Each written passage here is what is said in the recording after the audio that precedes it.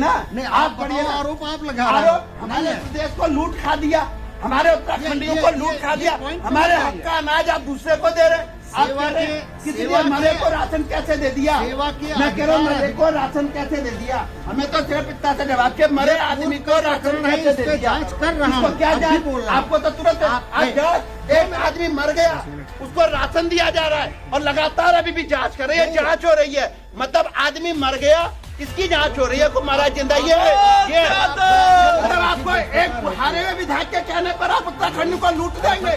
क्यों नहीं लूट देंगे? आप मुझे ये बताइए बात क्या होती है? आप क्या रख के गए थे? बात करना है तो बात हम यहाँ बैठे हैं, आपको नहीं करना है ना? हम अनिश्चितकालीन धरने पे बैठे हैं, भूख हड़ताल करेंगे, मर जाएंगे। आप ये बताइए सेवा का अधिकार अधिनियम कहता है 3 दिन में काम करो। नहीं आप ये बताइए क्यों आराम से?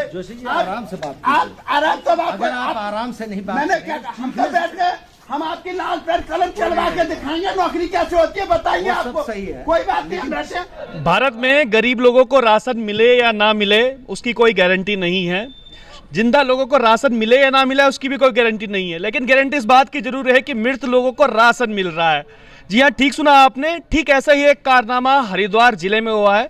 अभी देखिएगा कार्यालय जो है खाद्य पूर्ति के बाहर बैठे हुए हैं, जो यहाँ पे रमेश जोशी हैं, अपनी पार्टी को लेकर, अपनी पार्टी के कार्यकर्ताओं को लेकर यहाँ पर बैठे हुए हैं, क्योंकि इस प्रकार का मामला उत्तराखंड के जिला हरिद्वार में सामने आया, जहाँ पर एक मृत व्यक्ति को राशन बांट दिया गया। कई सारों को अभी आते हैं आपके पास। जोशी जी, बड़ा गंभीर मामला और कुछ हाथों में कागज वगैरह लेके भी बैठे हुए, क्या है ये पूरा मामला? है तो अपने आप में ही एक हास्यास्पद भी लग रहा है कि मृत आदमी को, यहाँ तो गरीबों को राशन नहीं मिल पा रहा है, यहाँ पर जो जिंदा लोग उनको राशन नहीं मिल पा रहा है। और यहाँ पहले विजय भाई आपका धन्यवाद करता हूं, आप भ्रष्टाचार के मुद्दे पर जो हमेशा कहीं से कहीं पहुंच जाते हैं, इसके लिए आपका सादर धन्यवाद। देखिए, मंत्री हैं, खाद्य मंत्री हमारी मातृशक्ति है वैसे तो, लेकिन आप देखिए सारा विभाग उनके नियंत्रण से बाहर है, उनको पता ही नहीं उनके विभाग में क्या हो रहा है। आप जनधन योजना को देख लीजिए, उस पर क्या हो रहा है। आज देखिए यहाँ मखियाली खुर्द में एक राशन डीलर था, प्रधान भी हैं उसके भाईबंद वर्तमान में, और एक पूर्व विधायक के दबाव में डीएसओ साहब कोई कार्रवाई नहीं कर रहे। वो पूर्व विधायक कभी हमारे प्रशासनिक किसी महिला बहन को धमका दे रहा है, कभी हमारे लोगों को परेशान करने का कार्य कर रहा है। झूठे मुकदमे लिखवा देना इन लोगों का पेशा बन गया है। वो तो भलाओ धन्यवाद करते हैं हम माननीय मुख्यमंत्री जी का, जो ईमानदार और डेड ऑनेस्ट डीजीपी उन्होंने इस प्रदेश को दिए हैं, लेकिन मैं उनका जो खाद्य मंत्री हैं उनका पुरजोर विरोध करता हूं। और डीएसओ से मैं पूछना चाहता हूं, हरिद्वार जैसी देवभूमि में, हरिद्वार जैसी नगरी में ये आए, ये यहां पर बैठे 3-4 महीने तो इनको हो गए लगातार, ये रोज कहते जांच जांच जांच। एक बात बताइए, ये आदमी देखिए मृतक है, इसका अंगूठा लगवा दिया। वो मृतक का अंगूठा कहां से आ गया? और उसके अलावा चलिए अंगूठा इन्होंने कहते जिंदा व्यक्ति का लगवा दिया। तो मैं पूछना चाहता हूं, जब इनके पास शिकायत आई तो सबसे पहले उन्होंने उस दुकान को बंद करना था, किसी भी पटवारी या तहसीलदार किसी को भी तुरंत उसके गांव में भेजना था कि ये व्यक्ति मरा है या जिंदा है।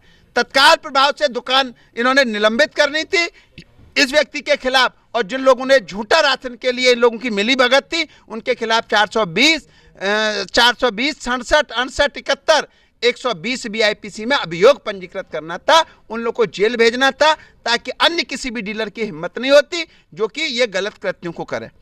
इन्होंने उन ईमानदार डीलरों को भी, जिनके पैसे नहीं मिल पा रहे, उन लोगों का मनोबल तोड़ने का कार्य किया है। ऐसे डीएसओ को मैं पुरजोर विरोध करता हूं। मैं माननीय मुख्यमंत्री जी से मैं अनुरोध करता हूं कि ऐसे कैबिनेट मिनिस्टर को भी अपने विभाग में अपनी कैबिनेट से हटाइए, जो इन भ्रष्ट डीएसओ जैसे भ्रष्ट डीएसओ को यहाँ हरिद्वार जैसी देवनगरी में, देवभूमि में ये बैठा रहे हैं, और इसकी पूरी जांच करवाई जाए। सबसे पहले आज मैं धरने पर बैठा हूँ, ये दुकान को सील करेंगे, उसके बाद जिन्होंने गलत करा उनको जेल भेजने का कार्य करेंगे।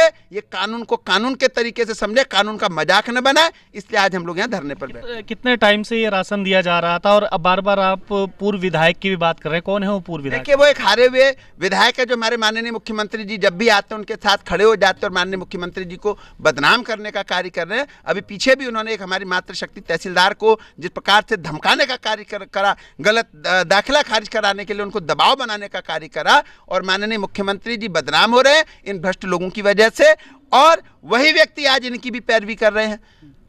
और एक तरफ से भारतीय जनता पार्टी खाद्यान्न पर सीबीआई रेड डालने का कार्य कर रही है, वहीं भारतीय जनता पार्टी की सरकार मृतकों को राशन देने का कार्य कर रही है। ये राशन मरे हुए लोगों के क्या ऊपर गए थे? ये डीएसओ साहब पूछे ऊपर दे क्या ये राशन?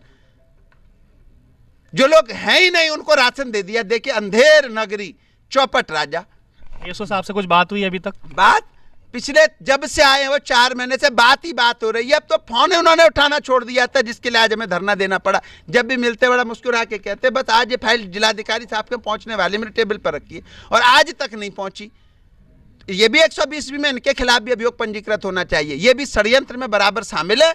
इन लोगों को बचाने का कार्य कर रहे हैं, लीपापोती कर रहे हैं कागजों में, और कहीं ना कहीं इनको बचाने के लिए भरपूर सहयोग करेंगे, उनके पेपरों से छेड़छाड़ करेंगे। ये ऐसे लोगों को जेल भेजना चाहिए। चलिए, बड़ा गजब का मामला है। अब तक तो हम खाली छोटे मोटे भ्रष्टाचार ही सुनते थे, लेकिन एक मृत आदमी को जो राशन दिया जा रहा है, ये तो डीएसओ साहब से जरूर पूछेंगे, भैया ये राशन आखिर जा कहाँ रहा है, ऊपर जा रहा है कि नीचे जा रहा है, किसकी जेब में जा रहा है, उनसे भी हम जरूर पूछेंगे। तब तक बने रहिएगा विजय पथ पर।